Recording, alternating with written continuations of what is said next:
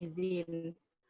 Yang ketiga, room chat hanya digunakan untuk sesi tanya jawab yang akan dilangsungkan setelah yang keempat dan mengisi form kehadiran. Link form kehadiran akan diberikan saat pertengahan webinar berlangsung.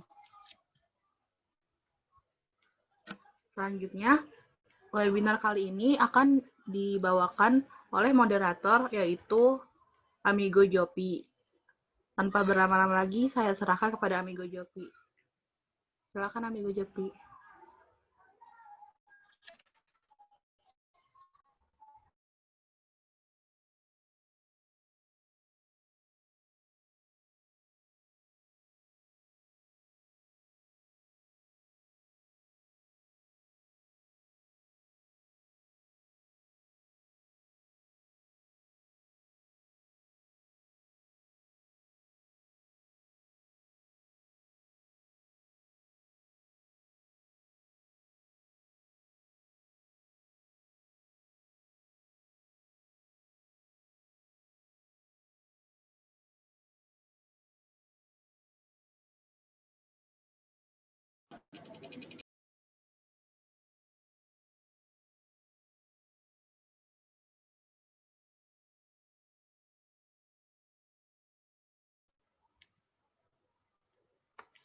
Sepertinya Amigo Jopi sedang ada kendala jaringan. Kita tunggu sebentar ya teman-teman.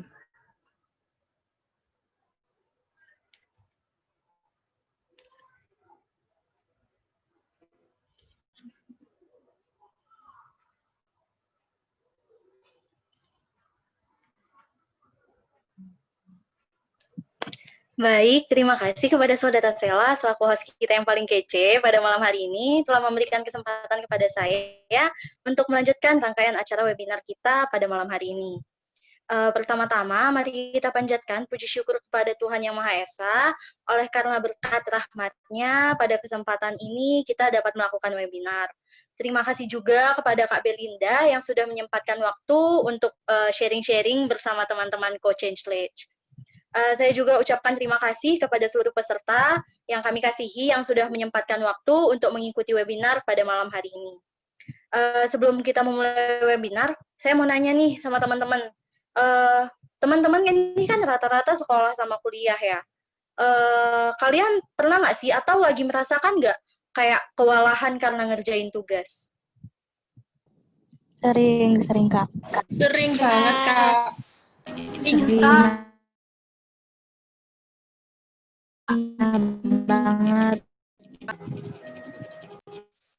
Seringnya.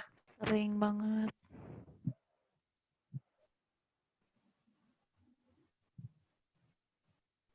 Ya kan? Sering kan? Nah, aku juga sering banget tuh ngalamin itu. Bahkan sampai detik ini masih kewalahan dengan tugas-tugasku walaupun aku udah semester 3 saat ini. Nah, biasanya nih, kenapa kita bisa kewalahan? Biasanya karena manajemen waktu kita yang kurang baik. Oleh karena itu, pada malam hari ini kita mau sama-sama belajar gimana sih cara manajemen waktu yang baik biar kita itu nggak kewalahan lagi sama tugas-tugas kita. Nah, oleh karena itu kita akan belajar nih ke Kak Belinda selaku speaker kita pada malam hari ini. Sebelumnya, saya akan membacakan CV Kak Belinda kepada Amigo Ila. Silahkan CV-nya.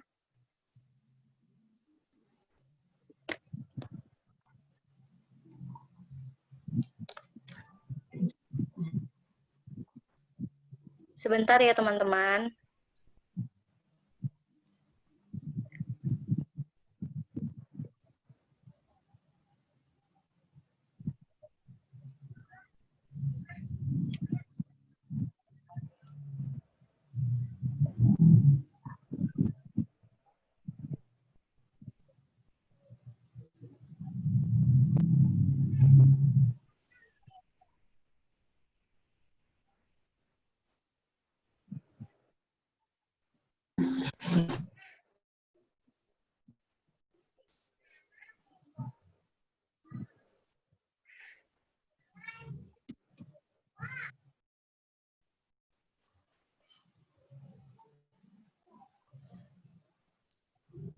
Nah, jadi Kak Belinda atau nama lengkapnya ialah Belinda Azahra Irwan Putri, merupakan mahasiswi di Universitas Indonesia yang mengambil program studi akuntan dengan IPK terakhirnya 3,85 dari 4. Tinggi sekali ya, teman-teman.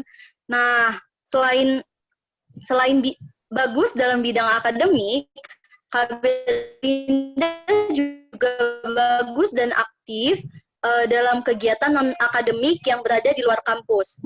Yang pertama, Kak Belinda pernah menjadi consumer banking analyst di Simniaga pada tahun 2020, mulai dari bulan Juli sampai September. Kak Belinda juga pernah menjadi research assistant on innovation and development unit di Milset pada bulan Agustus 2020 sampai September 2020. Kak Belinda juga pernah menjadi equity researcher di Riven Kurniawan Company pada bulan Agustus 2020 sampai Juli 2020. Selanjutnya, dan masih banyak penghargaan.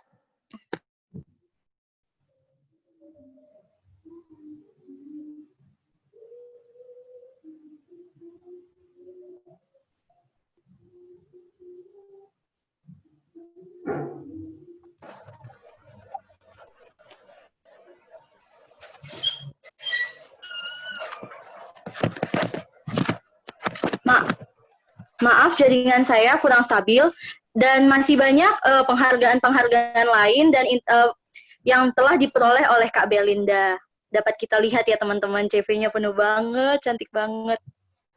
Nah, selanjutnya langsung saja kepada Kak Belinda Azahra Irwan Putri kami persilahkan. Sebelumnya saya izin mengingatkan pemaparan materi akan dilakukan selama 35 menit, lalu akan kita lanjutkan dengan sesi tanya jawab. Halo Kak Belinda. Hai, halo. Oke, boleh nih langsung mulai sharing-sharing. Time is yours. Oke. Aku izin share screen ya. Wait, mana nih?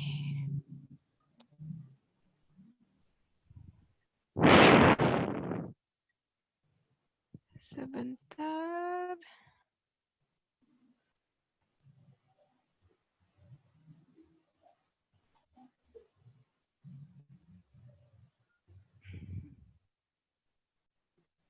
Kelihatan nggak? Kelihatan. Oke. Selamat malam semuanya. Thank you banget nih, aku lihat ada 70 peserta, termasuk panitia pasti ya, udah hadir nih di webinar kali ini. Sebenarnya kita sharing-sharing aja sih, bakal santai aja bahasannya. Aku pertama mau makasih dulu udah nyempatin waktu Senin malam, pasti capek banget kan seharian habis kuliah, habis beraktivitas, tapi masih mau belajar self-development. Terus aku juga mau bilang makasih dulu nih buat panitia udah mau ngundang aku untuk sharing-sharing di sini. Nah, sebenarnya hari ini aku kan pengen sharing nih tentang time management. Nah, karena waktunya aku lihat tadi 35 menit, itu lumayan lama nih, 35 menit. Aku nanti pengen sekalian sih ngasih beberapa tips untuk nge-accelerate college life kalian gitu. Termasuk kayak biasanya tuh kalau info-info kegiatan internasional tuh di mana sih, Kak, yang fully funded gitu-gitu. Ntar aku juga bakal kasih tahu karena waktunya lumayan panjang ternyata. Nah, yang pertama aku bakal, ngomongin tentang time management ya. Kan kalau judul webinarnya itu produktif versus sibuk gitu. Sebenarnya bedanya apa sih gitu.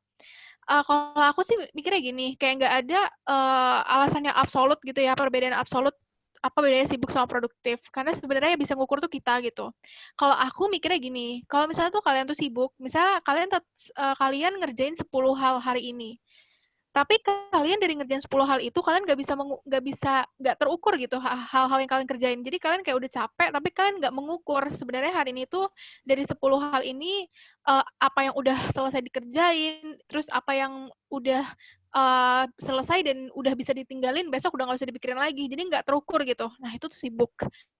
Which is nggak measurable gitu, nggak terukur. Beda kalau produktif kalian ngerjain 10 hal, tapi 10 hal ini tuh sesuai dengan skala prioritas kalian. Kayak misalnya 10 hal itu 2-nya adalah ngerjain tugas, 2-nya adalah ngerjain deadline lomba, 2-nya misalnya organisasi. Jadi semua yang dilakuin itu terukur dan punya target. Karena gini, mungkin kalau misalnya masih SMA, aku ngerasanya fokusnya tuh cuma satu sih, atau dua rata-rata. Kalau nggak akademik, ya nilai ulangan, atau enggak biasanya olimpiade sains. Aku mikirnya gitu. Tapi kalau pas kuliah, itu banyak banget opportunity yang bisa dicoba. Jadi bahkan kita jadi susah nih, karena pingin ikut semua, tapi lama-lama jatuhnya jadi capek, jadi burden, dan semua yang kita ambil malah nggak maksimal gitu. Nah, disinilah time management tuh hadir. Gimana sih sebenarnya manajemen waktu yang baik, baik itu technical atau enggak teknik. Nah, mungkin pertama aku pengen kasih tahu dulu sih. Aku itu maksudnya aku merantau, aku tuh orang Batam. Aku merantau ke Jakarta untuk dapat pendidikan lebih baik dari aku umur 12. Jadi aku umur 12 tahun itu udah melatih diriku untuk manage waktu sendiri, manage uang sendiri. Jadi mungkin aku aku di sini bisa bilang aku nggak lebih jago dari kalian, tapi aku mungkin punya pengalaman yang lebih lebih lama gitu dibanding kalian, dan udah tahu nih risiko-risiko serta kayak worst case-nya kalau manajemen waktu tuh gimana, apalagi kalau kalian punya sifat ambisius gitu kan, jadi banyak yang diambil gitu. Nah, mungkin pertama aku pengen ini sih, pengen ngasih tahu dulu. Ini sebenarnya bukan ajang songong ya. Ini kayak cuman gambaran gitu. Jadi di sini tuh kayak ada 6 bagian kan. Ada yang logo UI itu which is tuh maksudnya kuliah aku, ada yang magang, ada yang lomba, ada yang fellowship. Ini banyak banget kan, maksudnya banyak hal-hal yang aku ambil dan ini komitmennya tuh nggak bentar gitu. Jadi kalau misalnya kuliah kan komitmennya 4 tahun nih. Kalau lomba misalnya komitmennya ya udah cuma 2 minggu, 3 minggu. Nah, kalau ini komitmennya tuh berjalan bersamaan dengan kuliah. Susah banget kan kalau bisa dipikirin kayak sehari itu nggak kuliah doang, tapi ngerjain ini, banyak banget. Nah, dari sini tuh caranya gimana sih? Ini yang pengen aku bahas gitu. Dan menurut aku, cara aku ini lumayan efektif sih, karena aku udah ngetes gitu kan. Nah, pertama, tadi aku udah cerita ya manajemen waktu tuh gimana. Sebenarnya manajemen waktu tuh nggak ada yang absolut, karena itu tergantung pertama kemampuan kalian tuh kayak gimana. Kemampuan tuh which means workload yang bisa kalian tampung di satu hari itu berapa sih? Karena orang beda-beda.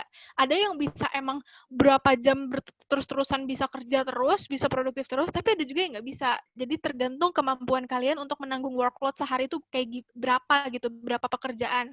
Yang kedua adalah komitmen nomor satu. Misalnya gini sih, aku punya skala prioritas nih. Skala prioritas aku nomor satu tuh kuliah. Nah, waktu-waktu kuliah itu nggak bisa diganggu-gugat. Itu benar-benar udah absolut, nggak bisa diganggu-gugat. Yang bisa kita manage waktunya atau kita olah ya selain kuliah. Jadi kalau yang waktu kuliah udah nggak bisa lagi, karena emang itu udah strict nih. Nah, selain waktu kuliah tuh yang bisa kita manage. Disitulah kita bisa mainin nih manajemen waktunya gitu. Terus yang ketiga juga tergantung apa sih? Ketiga adalah tergantung environment sama komitmen kalian.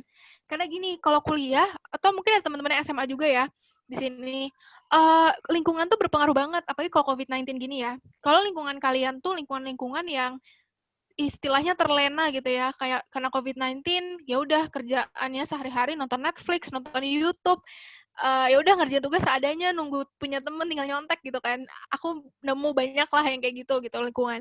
Tapi kalau kalian itu memilih atau berusaha untuk join di lingkungan yang emang orang-orang ini punya visi misi, punya passion, mereka strict dengan apa yang mereka lakukan, punya target setiap harinya, pasti akan ada rasa kepuasan diri kalian sendiri juga. Ada self satisfaction yang kalian bakal rasain karena kalian ngerasa tiap mau tidur, wah gila, gue hari ini udah ngerjain banyak hal banget gitu, dan gue ngerasa gue worthy nih, gue bisa nih ternyata gitu. Jadi 3 itu sih yang jadi pertimbangan utama gitu menurut aku. Nah, terus masuk nih ke inti time management gitu ya. Sebenarnya kalau aku selama ini ngerasa manajemen waktu tuh ternyata nggak sesimpel bikin list to do, nggak sesimpel bikin Google Calendar reminder, tapi ternyata ada tekniknya juga, dan ini yang aku pakai semenjak kuliah. Jadi kalian tuh bisa milih kalau mau manajemen waktu itu either kalian pakai teknik atau non teknik. Nah, kalau teknik itu gini, biasanya ini case aku ya. Kalau case aku kalau weekday Senin sampai Jumat aku tuh pakai namanya Pomodoro teknik. Kalau weekend Sabtu Minggu aku pakainya Top Goal teknik. Bedanya apa sih? Bedanya teknik sama non teknik dulu deh. Nah, kalau misalnya beda teknik sama non teknik itu sesimpel, kalau teknik itu tuh ada acuan khususnya gitu. Ada ritme yang emang harus diikutin. Kalau non teknik itu sesimpel kalian bikin list to do, kalian masukin jadwal ke Google Calendar gitu-gitu. Bedanya di situ. Nah, aku pengen masuk ke Pomodoro teknik. Mungkin aku bisa disclaimer ya, Pomodoro Technique itu salah satu teknik manajemen waktu yang paling efisien sampai saat ini penelitiannya. Karena emang ini pernah di-apply nih ke beberapa world leader atau pemimpin dunia, kayak Barack Obama, Steve Jobs, Mark Zuckerberg. Mereka pernah nih jadi responden, maksudnya mereka mencoba untuk pakai Pomodoro Technique, dan ternyata hasilnya efisien. Produktivitasnya tuh nggak fluktuatif gitu loh, nggak naik turun, tapi rata, kayak average-nya tuh rata dan meningkat tiap harinya. Nah, kalau misalnya secara teoretikal itu ribet ya, aku jelasin karena itu ada bukunya gitu. Ada satu buku judulnya Pomodoro Technique, itu teoretikal banget, tapi aku pengen ngejelasin yang praktikal karena enakan praktikal ya ngejelasinnya gitu.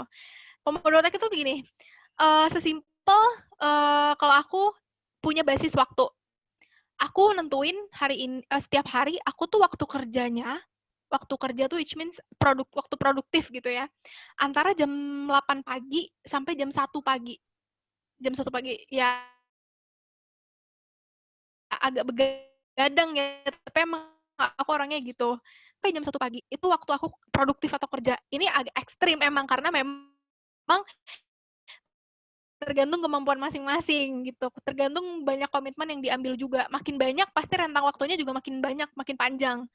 Ada teman aku yang waktunya dari jam 10 pagi sampai jam 8 malam. Itu literally oke, karena memang ya kalau komitmennya lebih sedikit, dia emang bukan tipe orang yang ambisius banget ngambil banyak hal, itu juga nggak apa-apa. Yang penting manajemen waktunya tuh bagus gitu.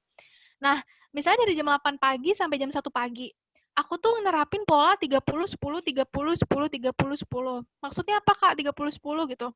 30 menit aku kerja, 10 menit istirahat. 30 menit aku kerja, 10 menit istirahat. Gitu terus sampai jam 1 pagi. Nah, contoh tuh kayak gitu. Dan aku ngerjain itu dari jam 8 pagi sampai jam 1 pagi. Tapi selain di waktu kuliah. Jadi misalnya dari jam 8 pagi sampai jam 1 pagi, aku punya waktu kuliah itu misalnya dari jam 8 sampai jam 11, sama dari jam 2 sampai jam 5. Selain di dua waktu itu, aku baru nerapin itu 30-10, 30-10, 30-10. Kedengarannya gampang kan, 30 menit kerja, 10 menit istirahat, 30 menit kerja, 10 menit istirahat. Tapi sebenarnya implementasinya tuh susah banget. Aku butuh 2-3 bulan nih untuk terbiasa 30 menit kerja, 10 menit istirahat. Karena kalau COVID-19 gini ya, di rumah distraksinya banyak banget kan. Distraksi nonton, distraksi makan, banyak banget gitu. Jadi emang susah nih untuk nerapin ini kalau misalnya baru-baru.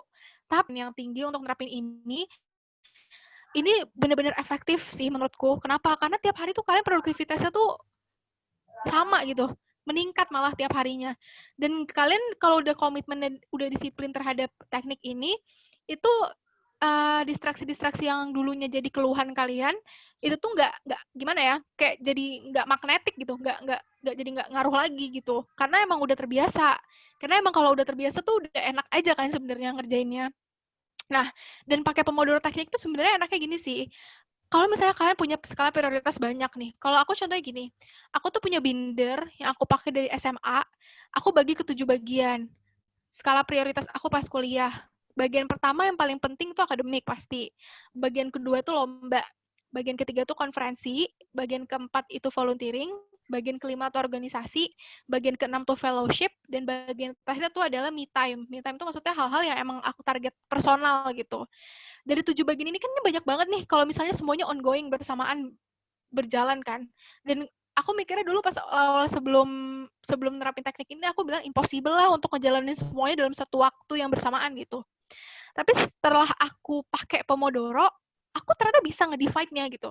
Jadi kayak misalnya 2 kali 30 menit. Jadi satu flow itu 30 menit 10 menit. 2 kali flow aku pakai nih buat ngerjain lomba. 2 kali flow aku pakai nih buat ngerjain rapat organisasi, tugas organisasi dan sebagainya. Jadi sebenarnya pinter-pinternya kita untuk nge-divide aja dari 30-10. Dan nggak harus 30-10. Kalau awal-awal tuh masih yang 20-15. Jadi 20 menit kerja, 15 menit istirahat. Walaupun terkesan lah banyak banget istirahatnya, kerjanya 20, masa istirahat 15. Tapi ya namanya newbie nggak apa-apa. Kayak awal-awal nyoba itu memang susah. Dan kalau mau ekstrim, kalau 30-10 tuh udah termasuk ekstrim. Karena emang jauh ya, 30 menit kerja terus istirahat 10 menit doang gitu. Itu nih Pomodoro. Nah, kalau top goal tuh gimana? Nah, kalau top goal kan aku pakai pas weekend. Kenapa aku pakai top goal pas weekend? Karena ya pas weekday oke lah, itu kan waktu kerja ya, waktu produktif. Kalau weekend kan harus ada leisure time atau waktu istirahat. Jangan lupa juga untuk kasih diri kita istirahat. Kalau top goal teknik itu sesimpel gini, kita tetap punya basis waktu kerja. Misalnya jam 8 sampai misalnya jam 8 pagi sampai jam 12 tengah malam gitu.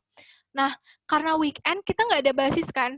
Basis tuh maksudnya nggak ada kuliah nih contohnya. Tapi kayak misalnya aku binar itu kan jadi basis karena itu kewajibanku kan buat ngisi.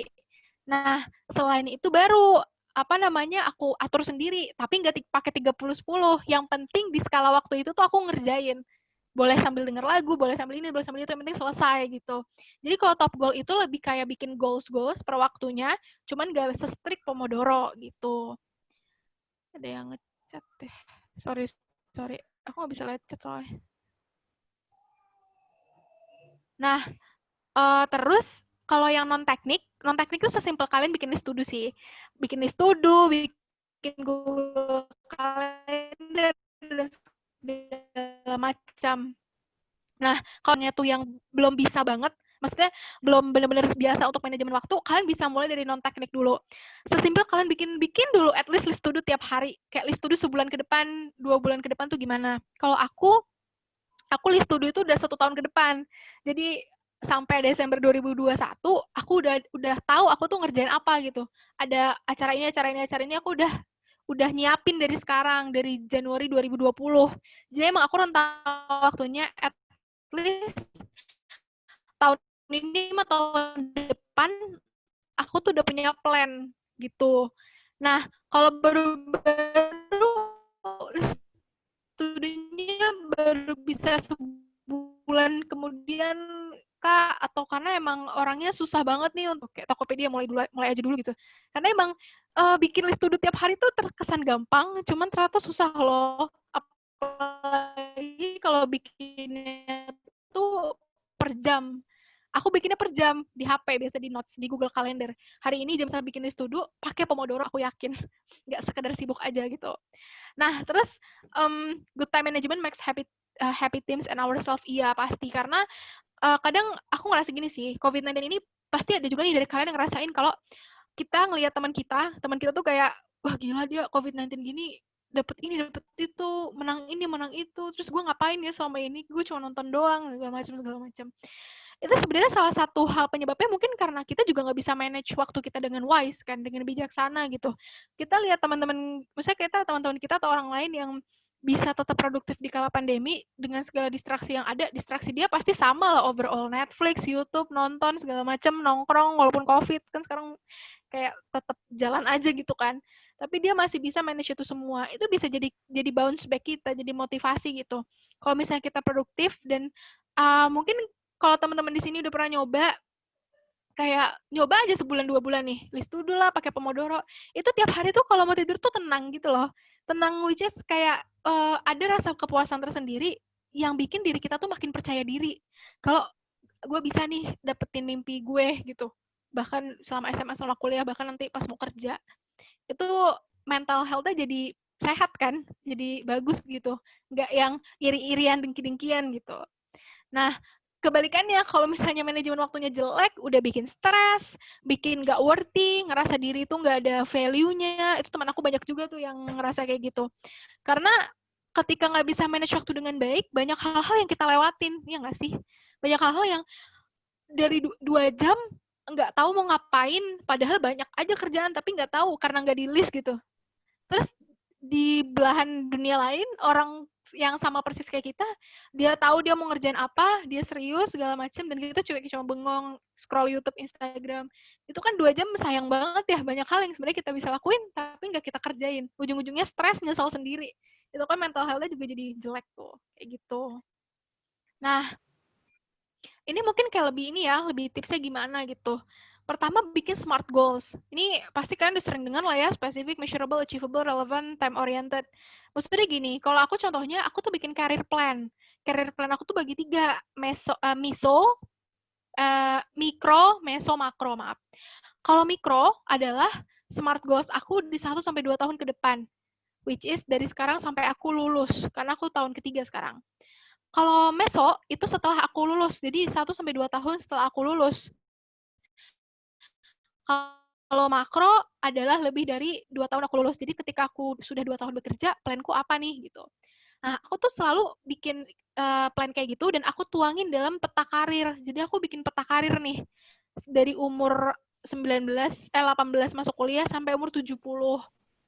Karena emang yang muat sampai 70 ya, semoga umurnya lebih panjang dari 70. Peta karir ini selalu aku taruh di background laptop, background HP selama COVID-19. Karena apa? Karena tiap hari kita pasti berhubungan sama laptop atau HP. Kelas lah segala macam. Itu yang bisa jadi reminder kita kan. Kenapa penting sih reminder? Aku sih ngerasa kalau kita punya reminder ya, tiap buka laptop terus lihat peta karir, itu kita tersugesti untuk menyelesaikan apa yang harus kita kerjain hari itu. Karena kayak ngerasa perjalanan gue tuh masih panjang nih sampai umur 70 gitu. Perjalanan gue masih panjang banget. Terus kayak kalau gue ngebuang-buang waktu hari ini, gimana gue nyampe nya gitu.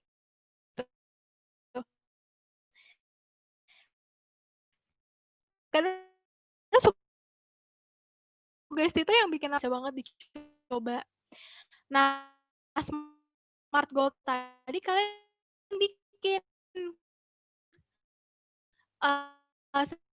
secara mikro atau 1-2 tahun ke depan, apa sih yang kalian mau capai? Kayak misalnya cum laude, harus bisa nginjakin kaki, misalnya di Australia sama di US gitu misalnya. Tulis dulu, ntar baru tuh setelah kalian tulis, nggak cuma nulis doang ya, tapi harus teliti juga how to get in there. Gimana cara dapetnya?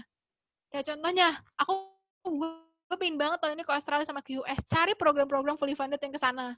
Lihat siapa yang dulu lulus, seleksinya gimana, apa yang gue harus siapin dari sekarang. Preparation itu one of the most important thing.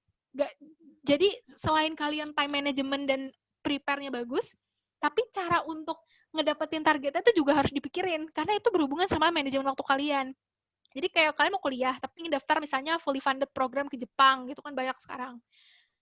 Ya harus nyiapin CV, harus nyiapin esai, harus siap interview, harus siap bikin video gitu-gitu kan.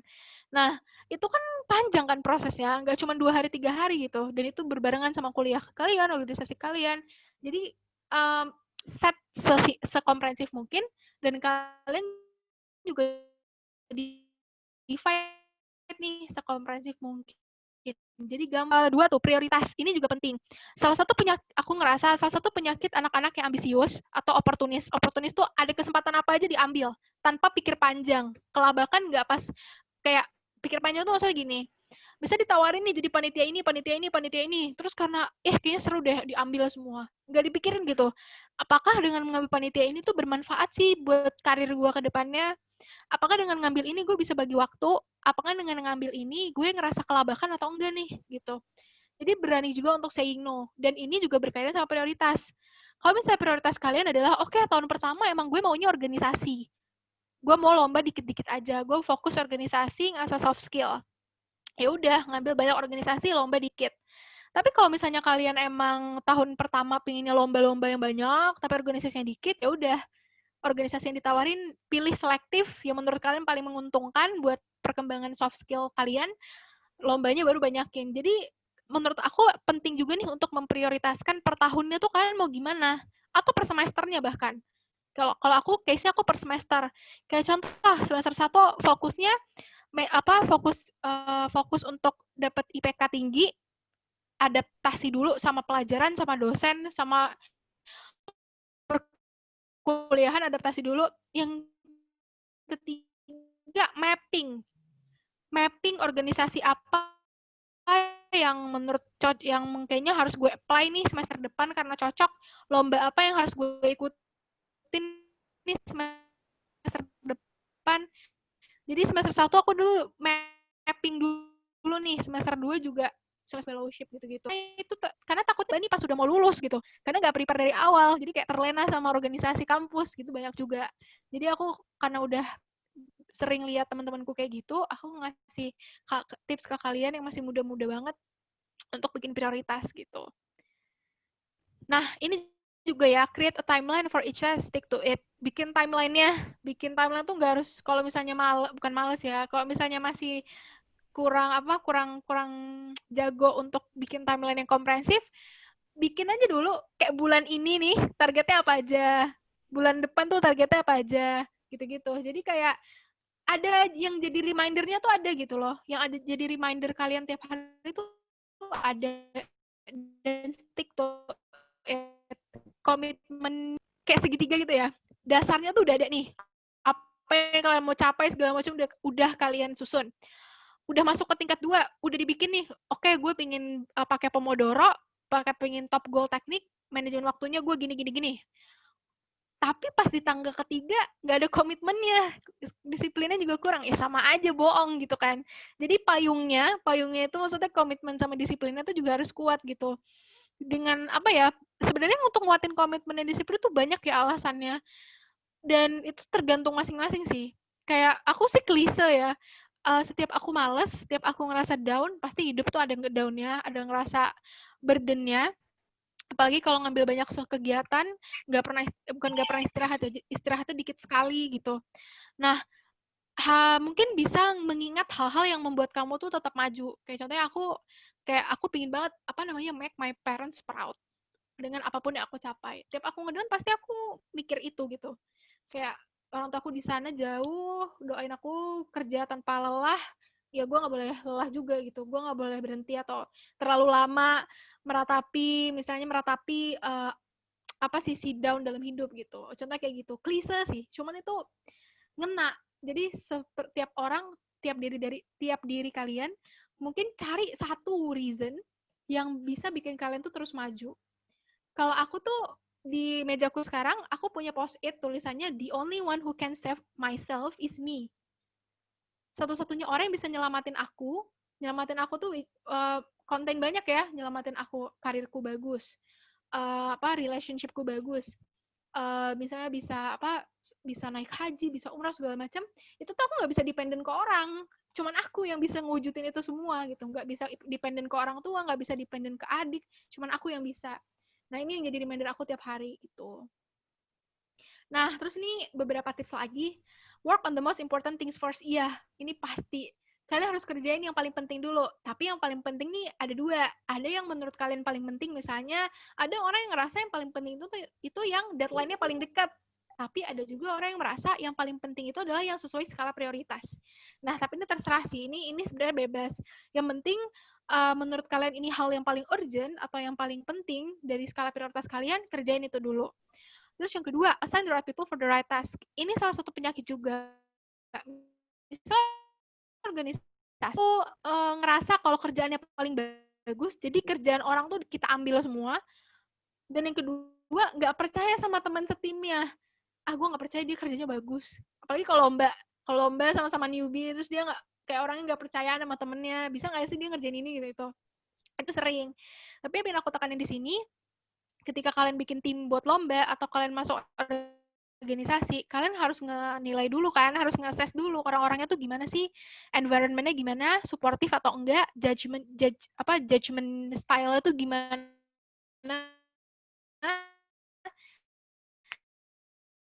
Jadi kalau misalnya nggak kalian juga di awal, atau kesalahan aku juga dulu pernah, karena nggak menilai dulu environment-nya tuh gimana, dan aku jadi kaget gitu di sana. Jadi kalau environment-nya udah cocok, enak gitu kerja barengnya. Nge-assign tugas-tugasnya itu juga enak, karena kita percaya kalau mereka itu punya satu visi dan misi sama kita. Terus yang terakhir, be fully engage with the task in front of you. Ini yang menurut aku penting juga. Mungkin ini lebih ke kuliah kali ya. Jangan sampai aku ngerasa gini, aku punya 7 prioritas, tapi prioritas pertama aku kan akademik ya. Jadi aku selalu ngerjain dulu akademik. Aku selalu ngerjain PR dulu, baru aku ngerjain yang lain. Aku selalu ngerjain PR dulu atau belajar kuis, baru aku ngerjain tugas magang, aku ngerjain tugas lomba. Jadi aku prioritasnya akademik dulu. Dan ini maksudku tuh ini gitu. Kalau kalian punya satu skala prioritas yang paling penting, dan menurut aku sih kuliah ya, karena kuliah tuh lo masih dibayar. Aku nggak, ya ngambilnya secara general, kecuali dapat beasiswa atau gimana. Kalau di kuliah tuh kok masih ada kontribusi orang tua gitu kan, masih ada kontribusi orang lain gitu. Jadi tanggung jawab itu lebih gede di situ. Makanya aku taruh kuliah tuh prioritas pertama. Tapi mungkin tips juga kalau kalian kuliah cari si beasiswa itu apa ya, sekarang tuh banyak banget beasiswa soalnya, jadi kayak sayang aja gitu kalau nggak nyari, karena itu bantu banget gitu. Walaupun kalau biaya hidup gitu-gitu pasti masih ada kontribusi orang tua. Jadi tuntaskan dulu tanggung jawab atau prioritaskan tanggung jawab yang di situ tuh ada orang lain, yaitu orang tua. Nah, ini terakhir banget, learn to say no to people and project that don't align with your goals. Mungkin kalau kalian tahun pertama, mungkin tahun pertama, tahun kedua, pingin explore banyak hal, itu literally oke sih. Karena tahun pertama, tahun kedua tuh masih mencari nih, mana nih area passion gue gitu. Tapi kalau menurut aku udah masuk tahun ketiga, tahun keempat, aku ngerasa mulai harus memfokuskan sih. Gak bisa jadinya ngambil semuanya. Harus difokusin. Harus ada 3, atau kalau ya paling banyak 3 area yang pingin kalian fokusin. Kayak contoh aku adalah background-nya ekonomi dan bisnis, akuntansi. Aku fokusin 3 hal nih di tahun ketiga. Pokoknya pengalaman-pengalaman yang fokus ke 3 area. Karena aku pengen masuk ya consulting, accounting firm, atau FMCG. Nah, aku ya udah fokusin ke 3 hal itu. Yang lain selain itu udah nggak aku ambil lagi karena aku udah pernah ngerasain di tahun pertama kedua. Aku pengen lebih fokus sama goals akhir aku gitu. Nah, ini terakhir banget, ini quotes aja sih. Productivity is never an accident, it is always the result of commitment of excellence. 3 hal terpenting ya, commitment to excellence, intelligent planning, and focus effort. Commitment to excellence itu yang tadi payungnya, komitmen disiplin. Yang kedua, intelligent planning. Gimana kalian nge-planningnya tuh sejago dan sekomprehensif mungkin yang bisa di-adjust sama kemampuan kalian. Yang terakhir adalah usaha kalian untuk tetap fokus sama goals kalian. Nah, ini terakhir banget, sorry. Tadi kan aku janji nih mau kasih beberapa ini. Ada nggak ya? Nah, ini contohnya nih. Aku tuh, ini peta karirku. Ini peta karir lama sih sebenarnya yang biru-biru ini. Yang ada 25, 26, 27. Ini yang lama, karena aku malu yang baru. Ini masih yang lama, aku bikin pas SMP. Terus ini di HP, ini ada yang Thursday 11 March 2020. Ini aku bikin di HP. Jadi kayak get everything done other than belajar, karena belajar jadi prioritas pertama aku. Ya udah, kalau udah selesai aku checklist jadi reminderku. Ini contoh gimana caranya ini sih manage waktu gitu. Nah, ini tuh ya cuma 2 lagi. Jadi tuh aku pengen ini sih kasih ini aja kayak rekomendasi IG yang biasanya ngasih information. Ternyata aku cuma nulis 2 di sini padahal banyak. Kayaknya bukan ini deh, bukan slide yang ini, sorry. Ntar aku ini deh. Aku screenshot, mungkin aku kasih ke CP yang tadi ngubungin aku.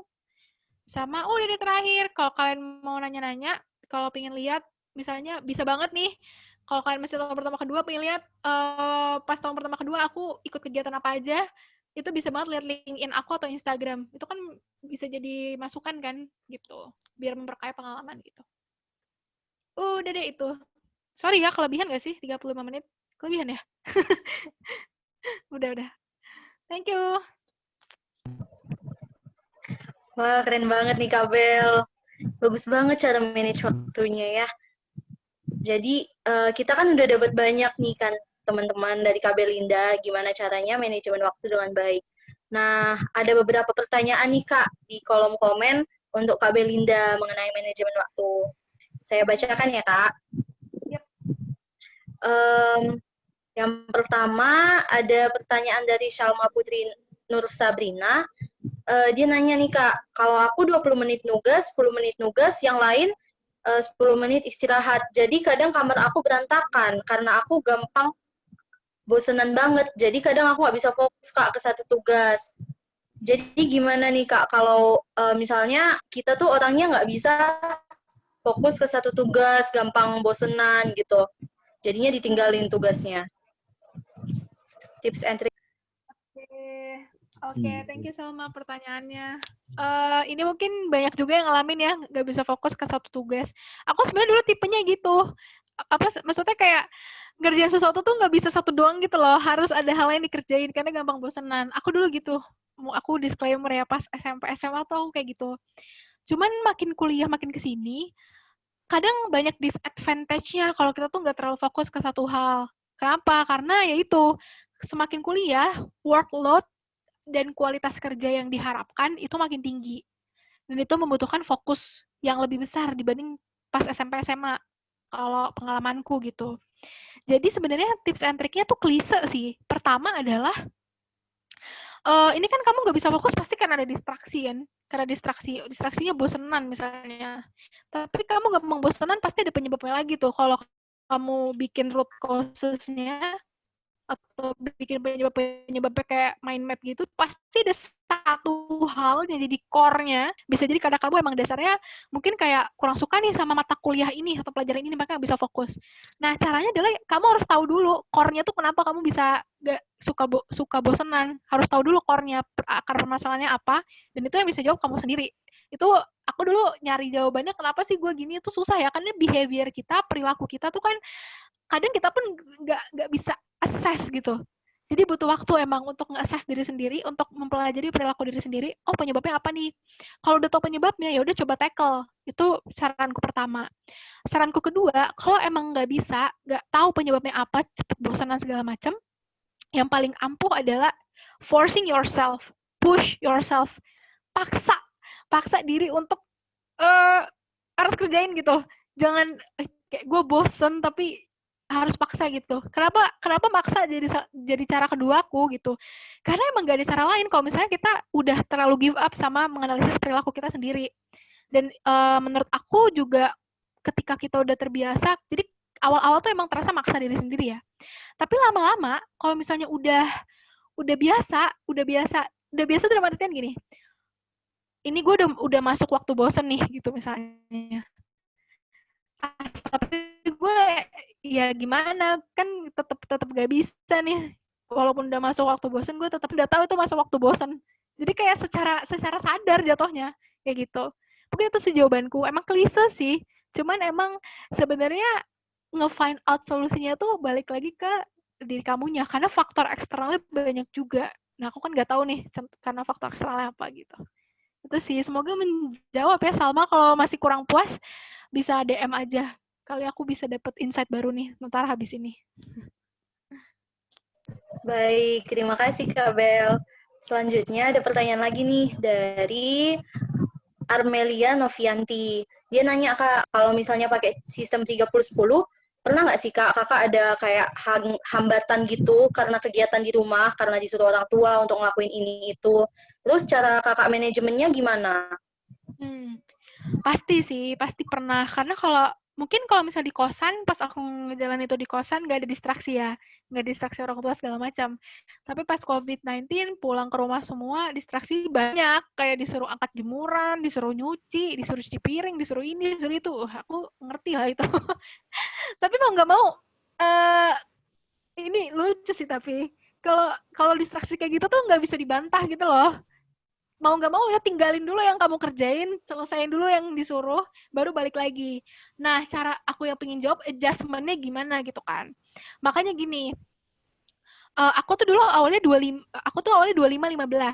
25 menit kerja, 15 menit istirahat. Jadi jeda antara waktu kerja sama waktu istirahat tuh 10 menit. 25 sama 15 kan beda 10 kan. Nah, sekarang aku panjangin, bedanya 30-10, 30 menit kerja, 10 menit istirahat. Kenapa? Salah satu preventifnya adalah, kenapa aku pasang 30 menit, kan lumayan lama tuh 30 menit kerja, terus ternyata cuma yang nggak bisa kita tolak gitu loh. Jangan ditolak, malah kan nggak berkah juga yang kita kerjain kan, kalau nolak perintah orang tua. Jadi 30 menit itu emang agak panjang, dan itu juga jadi salah satu preventive way aku untuk ketika ada distraksi-distraksi seperti itu. Mungkin distraksinya nggak cuma dari orang tua ya, banyak distraksi lain. Kalau di rumah, karena duduk mulu gitu kan, terus kayak pegel, kram, kesemutan, panas, banyak nyamuk, banyak lah distraksi lain yang sebenarnya tuh jadi salah satu kelemahan nih kalau kita di rumah atau work from home atau learn from home. Jadi menurut aku secara preventif itu panjangin waktu kerjanya. Jadi ada jaga-jaga, ada waktu jaga-jaga gitu. Terus yang kedua mungkin singkat aja,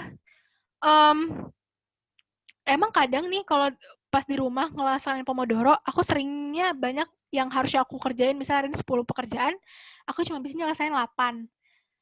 Setelah aku analisis, kenapa sih pas di rumah tuh malah pekerjaan yang gue kerjain tuh jadi lebih dikit gitu, dibanding pas di kosan. Oh ternyata ketika di rumah, ada masa-masa aku itu bisa relief stres aku dengan ngobrol sama orang tua, dengan sekedar keluar kamar, keluar rumah, hidup udara segar gitu. Itu kan takes time ya. Dan ternyata itu mengurangi nih hal-hal yang bisa aku kerjain.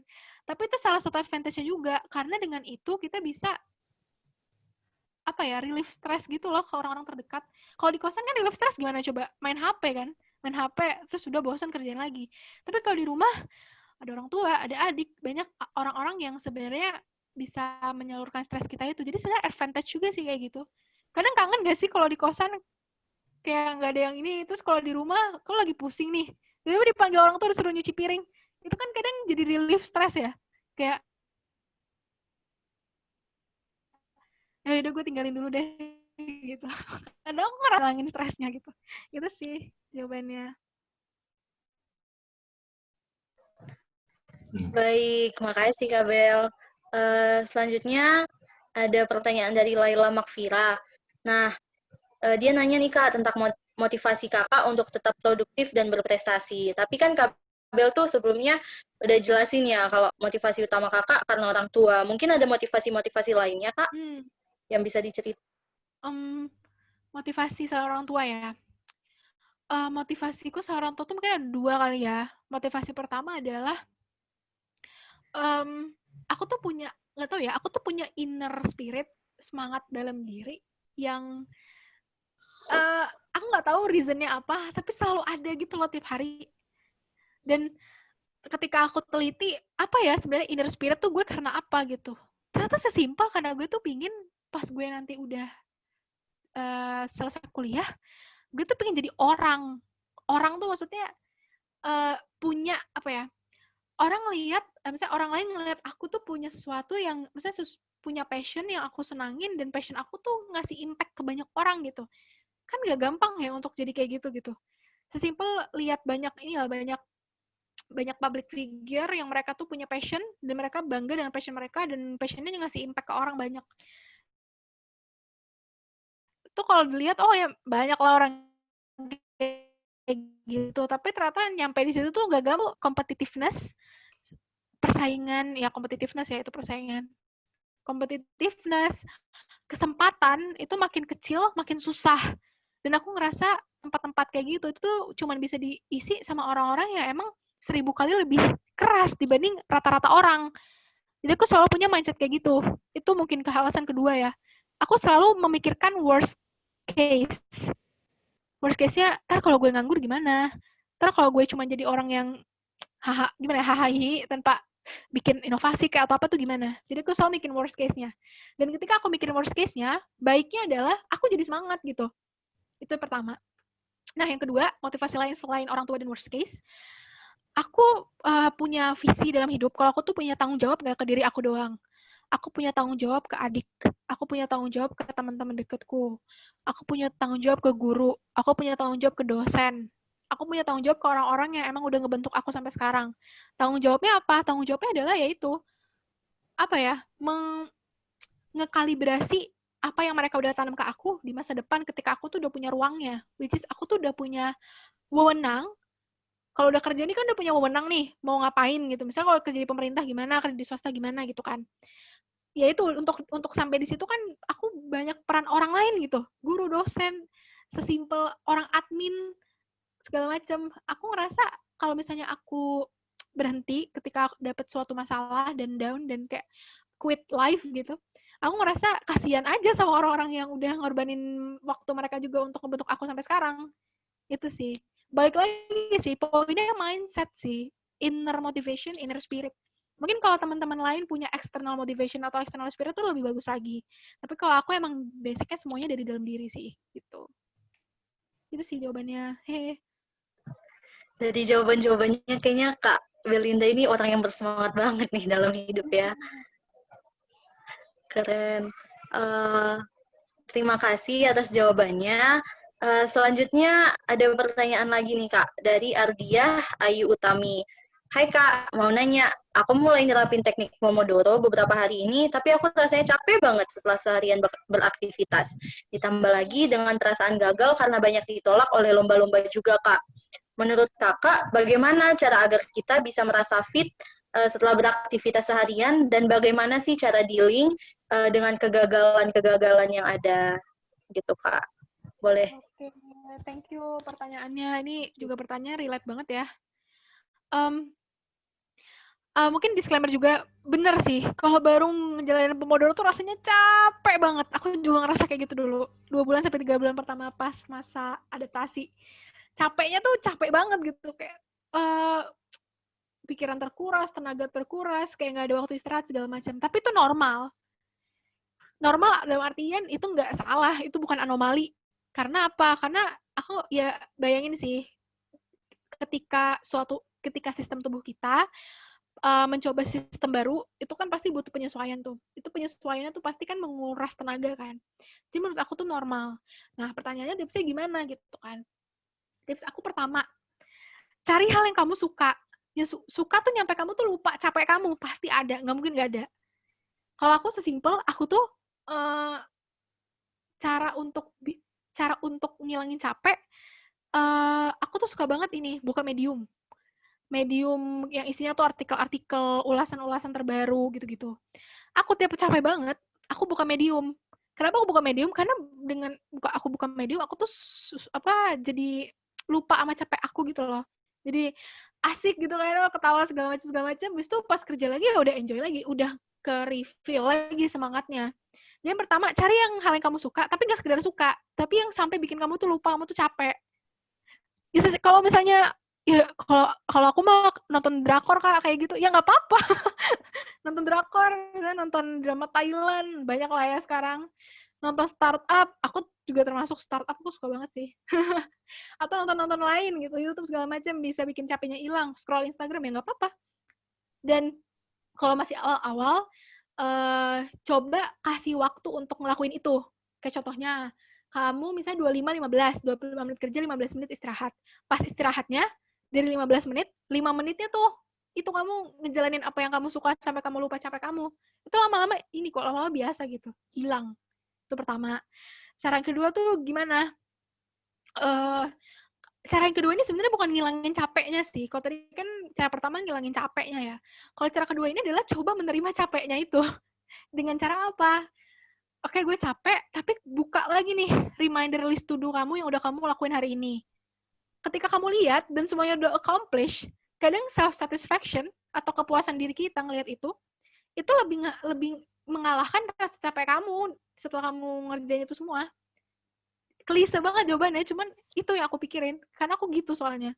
Jadi setiap aku mau tidur, ngerasa capek gitu kan, ngelihat lagi list to do yang udah aku kerjain di HP, semuanya udah checklist, udah selesai semua, self-satisfaction aku langsung naik, terus udah capekku terbayarkan nih akhirnya, udah tidur dengan nyenyak gitu. Itu sih caranya. Klise, cuman mungkin bisa dicoba ya. Kalau aku sih ampuh kayak gitu. Baik, jadi nonton drakor tuh nggak salah loh teman-teman kalau untuk refreshing. Tapi jangan kerajinan, malah jadi nonton drakornya yang 30. Oke, selanjutnya ada pertanyaan dari Abdullah Syafi'i. Nah, kalau misalnya tadi kan teknik-tekniknya itu kan 30-10, teknik Pomodoro itu kan bisa dilakukan kalau misalnya kita udah ada tekad untuk disiplin. Nah, gimana nih Kak kalau misalnya dia nih orangnya cuma berencana, berekspektasi, tapi nggak mulai aksi terus. Kak, kira-kira ada kata-kata untuk Abdullah Syafi'i nggak, Kak? Oke, thank you pertanyaannya. Ini juga kayaknya ini ya, bagus nih pertanyaannya, kayak lagi dialamin banyak orang juga. Orangnya tuh planner, tapi dia nggak take action gitu. Kayak pingin ini, pokoknya aku pingin ini, tapi nggak take action gitu. Malas untuk mencari tahu gimana sih cara gue sampai di sana gitu. Nah, motivasinya gimana? Cara ngatasinnya, yang pertama, balik lagi sih, force yourself, paksa diri kalian untuk tahu step-step untuk dapetin yang kalian mau tuh apa. Kayak misalnya, sesimpel gini sih, gue mau IPK gue 4 semester ini misalnya. Pas semester 1-2, biasanya kan orang-orang targetnya 4 tuh IPK-nya. Nah, ya udah cara dapet ke sana tuh kita semua tahu kan, belajar extra miles. Pas di kelas merhatiin dosen, sering nanya, aktif, pokoknya semuanya harus sempurna. Kita udah tahu jawabannya di situ, tapi kadang kayak males ntar aja gitu. Nah, di situ sih sebenarnya maksanya itu. Kalau udah tahu jawabannya apa, paksa diri kalian untuk ngelakuin itu, karena nggak ada cara lain menurutku. Karena dengan maksa itu lama-lama biasa. Karena paling penting adalah terbiasa sih. Kayak kayak kata-kata yang simple tapi powerful, terbiasa. Terbiasa kalian memaksa diri kalian untuk melakukan hal-hal yang positif, lama-lama tuh bakal jadi biasa, dan ketika udah dapat satu targetnya udah accomplish, dengan memaksa diri selama 3 bulan, akhirnya target gue dapat nih 1. Itu bakal punya domino efek. Maksudnya apa? Punya efek ke target-target lain. Ini gue bisa nih, pasti gue bisa juga nih. Gitu. Gitu sih. Siapa tadi? Lo ya? Gue menjawab.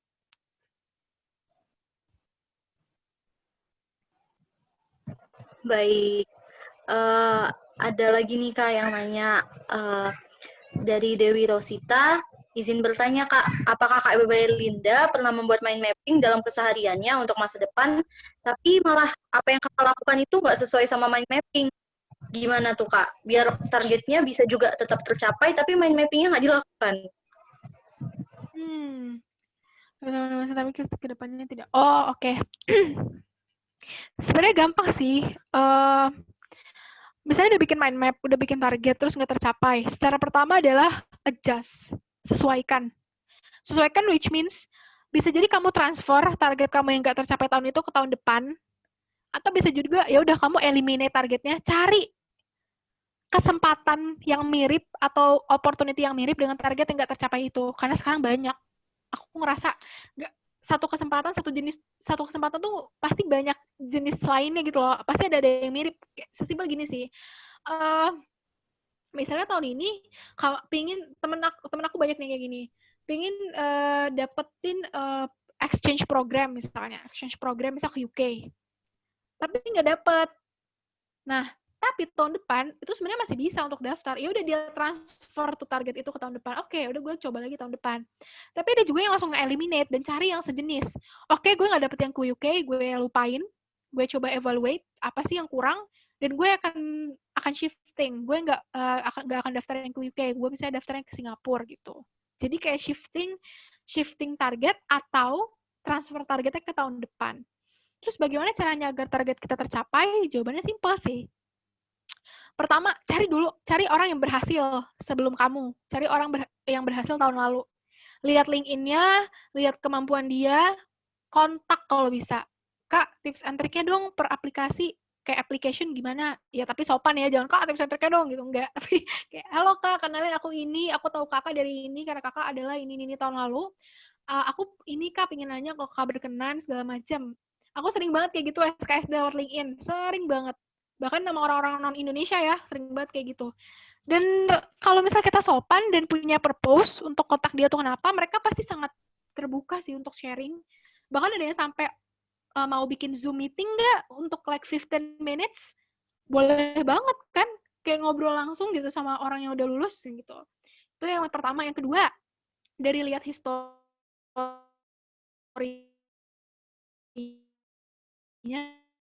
kedua per tahap itu gitu, atau per cara untuk dapetin target itu, bikin strategi dari diri kamu. Kayak contohnya tadi pengen exchange, dari semua tahap masih kurang ini nih di IELTS, karena ntar ada interview bahasa Inggris terus harus required IELTS atau TOEFL, masih kurang di situ.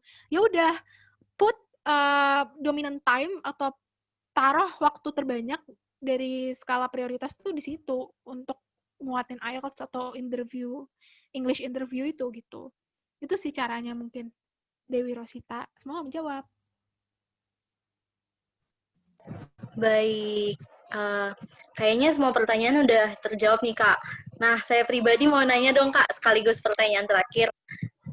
Kakak kan ada mention tadi sebelumnya kalau manusia itu ada yang workload-nya rendah, ada juga yang tinggi.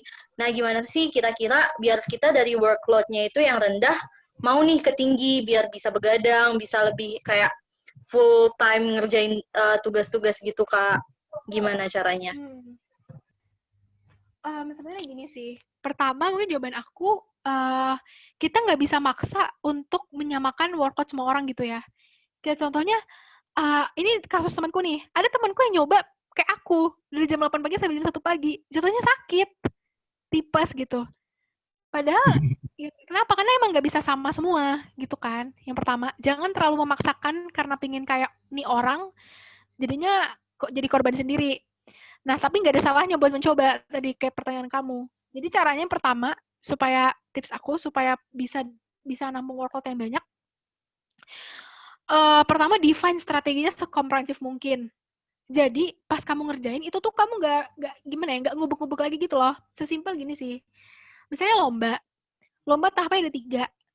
Pertama tuh misalnya bikin esai dulu, yang kedua ntar kalau udah masuk final bikin video presentasi, terus yang ketiga presentasi depan jurinya gitu misalnya. Itu gimana sih ininya struktur yang maunya, temanya apa, berapa kata, berapa halaman, jurinya siapa, background-nya apa, kalau mau menang tuh biasanya esainya tuh define dulu strategi per stepnya secara jelas. Jadi ketika udah ngerjain tuh udah nggak pusing lagi. Ini gimana ya stepnya gitu. Itu kadang buang tenaga juga sih sebenarnya. Jadi makanya pas initial planning itu harus jelas banget. Cara kedua biar bisa nampung workload lebih banyak. Kadang kita bisa nampung workload yang banyak karena yang kita kerjain tuh yang kita suka. Ya enggak? Kamu ngerasa gitu enggak? Kayak nonton drakor deh. Bisa semalaman gak tidur kan sampai episode akhir karena kita suka. Nah, itu sih caranya. Coba shifting, kayak coba kamu menumbuhkan rasa suka ke hal-hal yang jadi workout kamu. Gak gampang emang. Cuman ya itu pasti bisa terjadi, walaupun butuh waktu yang lebih lama gitu. Dan gak harus gak harus suka secara langsung. Bisa jadi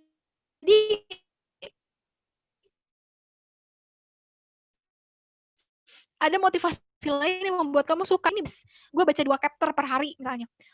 Kalian bikin rewarding. Kalau gue berhasil, gue nggak mau ngasih diri gue reward. Setelah gue baca 2 chapter, gue nonton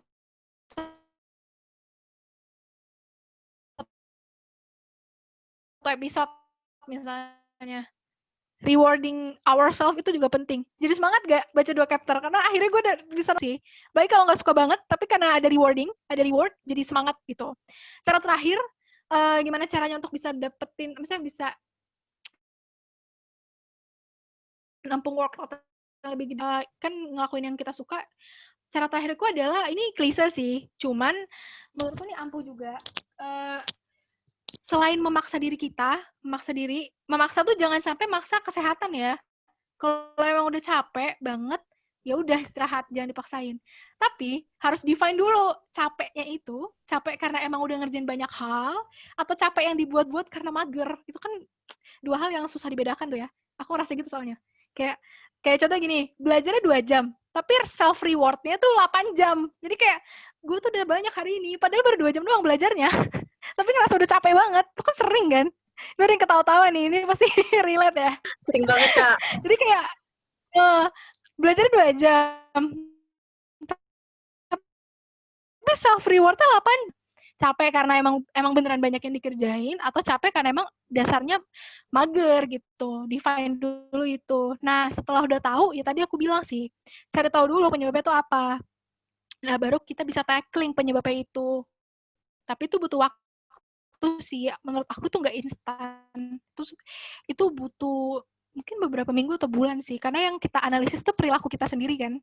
Jadi kadang bias gitu. Kita bikin lama sih sebenarnya. Itu mungkin jawabannya. Semoga membantu ya. Baik, makasih ya Kak atas jawaban-jawabannya. Nah, jadi ya sesi pemaparan materi dan tanya jawabnya udah selesai nih teman-teman. Nah, untuk bagi yang ingin bertanya-tanya lagi lebih lanjut tentang manajemen waktu, tentang organisasi, tentang internship mungkin ya Kak, bisa hubungin Kabel melalui LinkedIn-nya ya Kak. Ya, ini aku tulis di chat ya kalau mau berhubungan lebih lanjut. Ya. Untuk sesi selanjutnya, wah iya kita foto dulu. Tapi untuk sesi selanjutnya saya serahkan ke Amigo Sela. Silahkan Amigo Sela.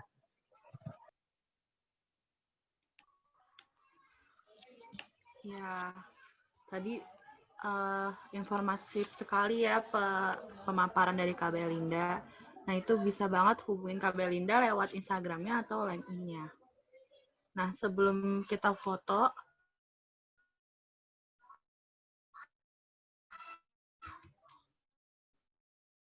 Boleh banget teman-teman semua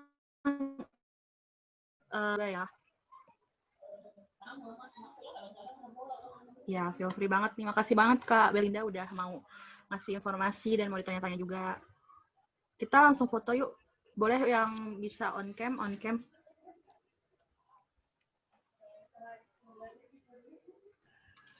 Oke, nyalain kameranya ya.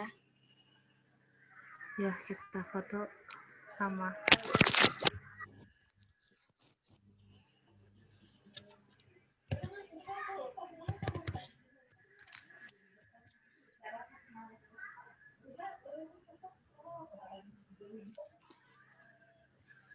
Yuk, masih ditunggu yang mau on cam, yang bisa on cam. Oke, yang pertama slide pertama dulu ya.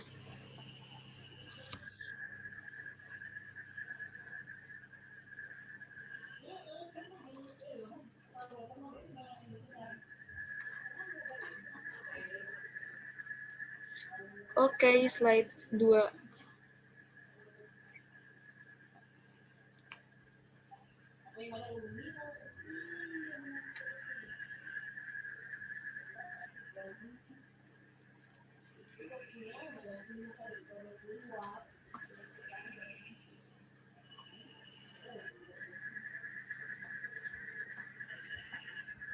Oke, udah Kak. Oke. Teman-teman bisa, jangan lupa isi link kehadirannya ya. Aku ketikin lagi.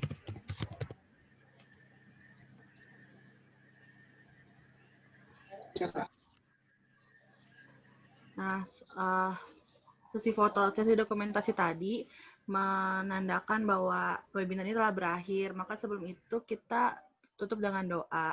Berdoa dimulai.